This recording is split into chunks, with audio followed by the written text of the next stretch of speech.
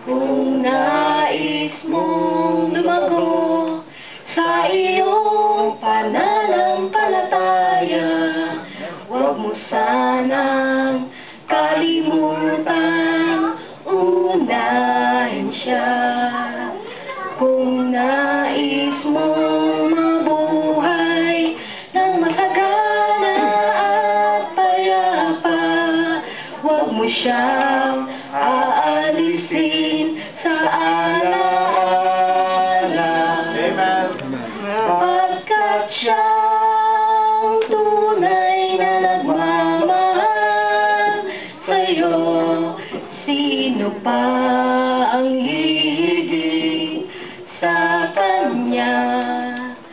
Pagkat siyang namatay upang ikaw ay mabigyan ng walang hanggang kalayaan. Kung nais mong mag-iwan ng magandang halimbawa, palagi ang tumingin sa Kanya. Kung nais mong tuwin ay magwagi kahit sa kasawian, manalig ka sa Kanyang kapangyarihan. Pagkat siyang tunay na nagmamahal sa'yo, sino pa ang hihigit sa Kanya?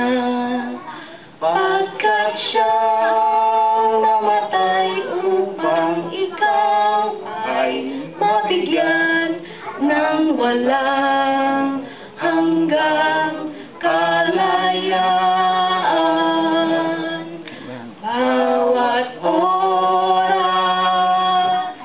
bawat araw, bawat buwan at taon, pakaisipin, pagyamanin, lagi siyang alalahanin. Pagkat siya ang tunay na nagmamahal sa'yo, sino pa ang hihigit sa Kanya? Pagkat siya ang namatay upang ikaw ay mabigyan ng wala